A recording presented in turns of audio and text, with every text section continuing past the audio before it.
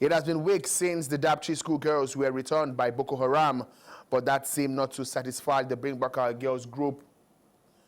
Now they are demanding for answers to why the abduction took place.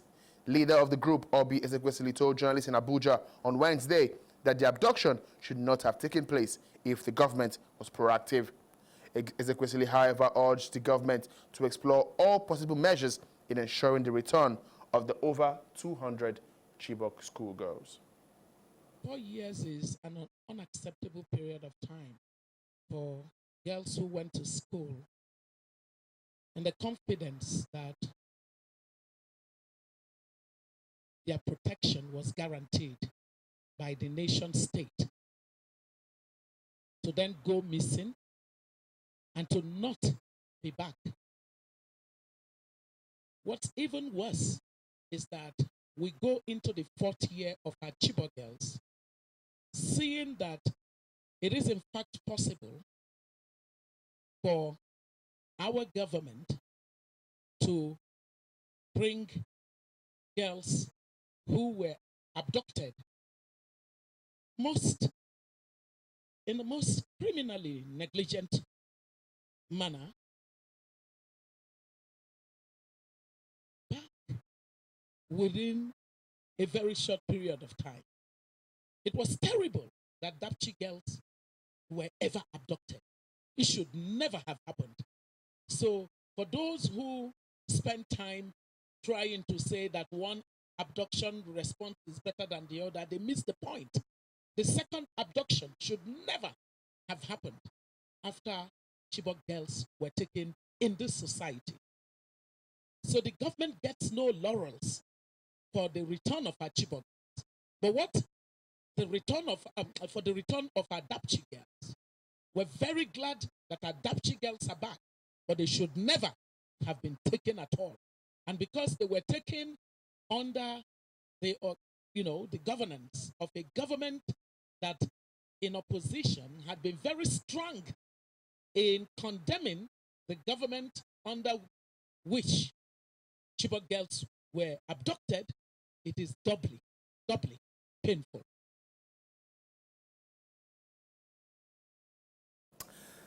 And still on the Bring Back Our Girls group, the group says the abduction of the Dapchi schoolgirls is shrouded in secrecy. The group described the incidents as unfortunate while maintaining that there are elements of foul play in the entire scenario. The spokesman of the group, Sesugh Akume, raised questions as to why the military were withdrawn from the town before the abduction took place. He also said the terrorists traveled long distance before reaching their destination without any resistance by the military. Akume disclosed this earlier in a telephone interview with PTV on the sidelines of the 4th anniversary of the abduction of over 200 schoolgirls in 2014. We're now joined live by Sesugh Akume, spokesman of the Bring Back Our Girls. Mr. Akume, does your group sense any foul play in the abduction of and the release of the Dapchi girls? Yes, indeed. I will make it very plain. The questions that arose from the abduction of the Dapchi girls and further questions that arose from their return. Questions arising from their abduction, we had already written them, we are addressed, we made it public, we raised 14 questions which the federal government is unable to answer. And so it raises lots of questions, lots of doubts. For instance, how is it possible that the military reduced from the area without handing over to the police? Who gave the instructions and what was the basis for that decision? Nobody's asking. How is it possible that an abduction happened in Chibok 4 years prior and the same thing repeated with Dapchi means no lessons were learned? How is it possible that 9 vehicles entered Dapchi, took away schoolgirls? It took them hours and hours and hours to travel to wherever they went and they didn't meet any roadblock. Weeks before then, the president had commissioned an unmanned aerial vehicle, drones. Why couldn't drones be deployed to track the movement of the schoolgirls in those vehicles? So there's lots of questions that nobody's answering. The other side of it is The president purported to have constituted a panel to look into that. The panel, the members of the panel were never named. The terms of reference were never stated. They were never inaugurated, at least as far as the public knows. They never sat as long as the public knows, and so that is just it. So it happened. They pretended to set up a panel and then covered it up, and everybody went about their normal business. So it raises so many questions that our movement is asking, and we will not stop asking until the answers emerge. Mr. Sesugh, 4 years down the line, would you say the movement has yielded results? Well, for our movement, our commitment was to ensure that 219 Chibok girls are back and or accounted for. As we speak, 107 are back, 112 remain in captivity. Until 112 in captivity are back, we will not be in a position to assess what our advocacy has been able to achieve. We don't look forward. We haven't been giving ourselves score marks. What we've been looking at is our singularity of purpose, which is for our Chibok girls we got back. And so far, 112 of them are not back. In less than 24 hours, it's going to be 4 years, which is very, very sad and depressing. Thank you. So this will be the 4th year. What will be the next line of action for the group in the 5th year coming? Unfortunately, we haven't sat down to do those analysis and projections. We actually didn't come out this last 4 years. We actually came out only one day.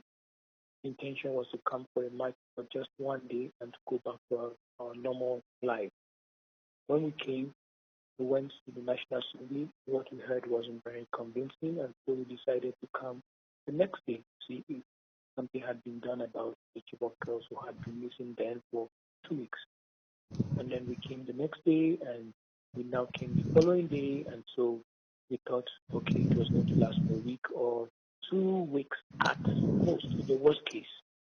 Unfortunately, one of the watershed moments of our advocacy was 30 days. We didn't imagine that we were going to be on the advocacy for 30 days, but unfortunately, here we are. We didn't imagine that our Chibok girls will be missing for 30 days, much less our advocacy.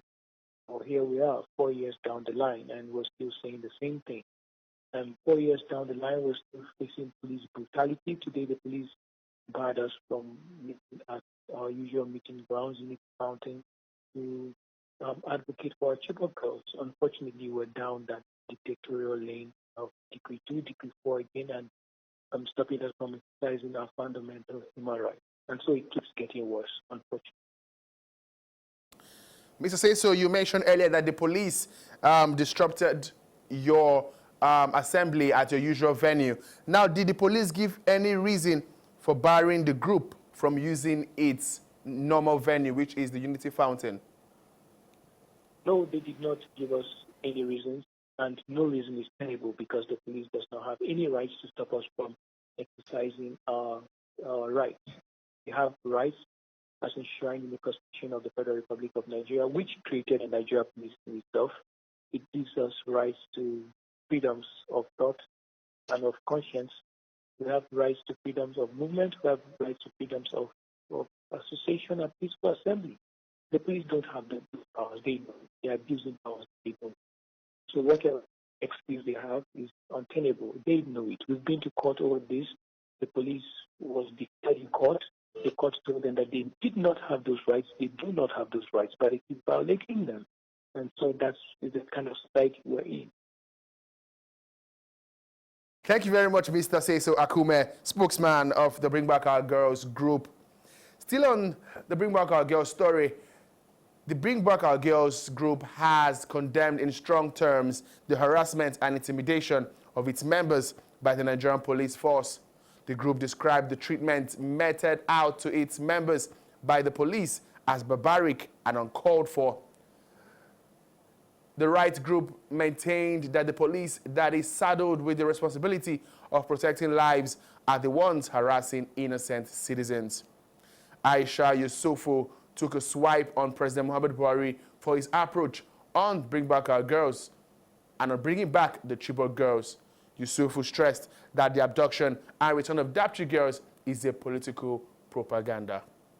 I think for us, you have to ask the police. They are right here, and so their leaders are here. They know the reason why they did that. But we do know that we would not be intimidated. We will not be harassed. We have been going through this since 2014. I mean, it's been 4 years we've been going through this, and we would not stop. We will not go away. We have continuously said that all we want are Chibok girls to be brought back home, and every other abductee to be brought back home. The police cannot come and try to intimidate us. They cannot come and stop citizens from peaceful gathering. For crying out loud, hundreds of people were killed yesterday in different states across Nigeria. You have Benue, you have Taraba, you have Zamfara. People are crying. And we have this loads of police out here. What are they doing? Why can't they go there and protect citizens? The primary responsibility of government is the protection of lives and properties. It's sure they are not protecting our lives and properties. The chairs that we have here that we normally used to see, that the Nigerian police have stolen them, have taken them away. They're supposed to protect our properties. They're supposed to be law enforcers. Now they are turning out to be lawbreakers, and that is not acceptable. We have our Lhasa women, we have our university lecturers, we all stood for them. Dapchi girls, they've come back. So we have 112 and Leah Sharibu that we're all demanding. We're demanding, that's the language, demanding, because it is their right as enshrined in the Constitution. If it were the children of the rich, if it were the children of President Buhari, Professor Shibanjo, Bukola, Saraki, Yakubu Dogara, we won't be out here for 1,500 days. Our lives would have carried on. Even when they were taken, they would have rescued them the next day. But because they are children of the poor, and that's why we as a group are saying that every life must matter. The life of the child of a carpenter, of a farmer, of a welder, of a driver, life of the child of a policeman, the soldiers. Every one of us, our lives must matter. No Nigerian is more Nigerian than any Nigerian. We're all stakeholders. This is our country. We have no any other country to call our country. So we'll fight for this country and to ensure that no Nigerian is ever forgotten, all because of the class that they come from. No, we are all Nigerians. Our surnames is Nigeria, and we all must matter. I do not think that the Dapchi girls' abduction was real. I do not believe so. I just think that the politicians have decided to use children of the poor to score political points, and that is the lowest tragedy that our country can be at. Now they have brought them back, but are we aware that Leah Sharibu is still not brought back? Are we aware that 5 other girls are unaccounted for, reportedly dead? At what cost? At what cost would the presidency or the politicians go to score a political point? At the expense of lives that amount to the future of our country?